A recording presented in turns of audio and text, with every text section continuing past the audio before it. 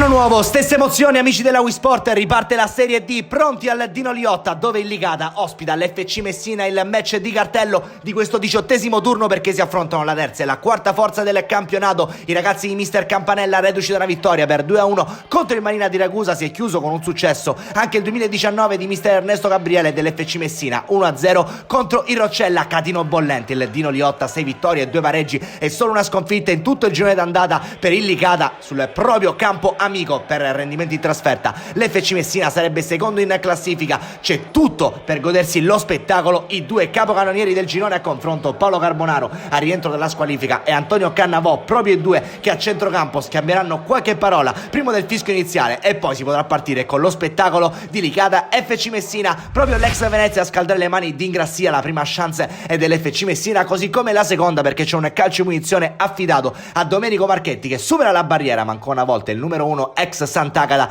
risponde presente, una delle chance più clamorose arriva da rimessa laterale, Coria libera Carbonaro alla conclusione, il piedone di Ingrassia ad allontanare il pericolo, ha sfiorato il vantaggio. L'FC Messina ci prova col proprio folletto, Roberto convinto in Licata, calcio di punizione neutralizzato facile da Marone, poi a metà del primo tempo la chance più clamorosa, Carbonaro per Bevis, risponde da campione Ingrassia che resta in piedi fino all'ultimo e poi il francese si fa ipnotizzare con questo mancino. Il primo tempo si chiude con questa conclusione di convinto, respinta alla ripresa con il tentativo in acrobazia da parte di Bevis che approfitta del pallone sporco in area di rigore ma non riesce a dare la giusta potenza al pallone, calcio d'angolo per il Licata, qui allontana Marone che riesce a smanacciare, il pallone rimane lì, allontanerà il pericolo, la difesa dell'FC Messina convinto, mette dentro, sfiora solamente Maltese a centro area, ancora convinto, solo con i calci munizione fino a questo momento Licata ed FC Messina. Occhio al numero 10, pallone deviato alla barriera che si perde in calcio d'angolo, prova ad attivarsi Dama qui, Sesai poi convinto per Dama, occhio all'ex città di Messina, viene fermato da Bevis proprio sul più bello nel finale, prima la chance di Maltese che non inquadra la porta e poi succede di tutto nell'area di rigore, il noventato Manfred ex Marsala prova a passare sul fissore, riesce a uscire così Marone, poi Daniello, ancora Marone, attenzione alla conclusione, sulla linea Domenico Marchetti salva tutto, siamo al 95esimo, sarà l'ultima occasione, finisce 0-0 al Dino Liotta, inizia con un pareggio il 2020 e l'FC Messina, Re di Bianche contro il Licata. Un cordiale saluto e alla prossima!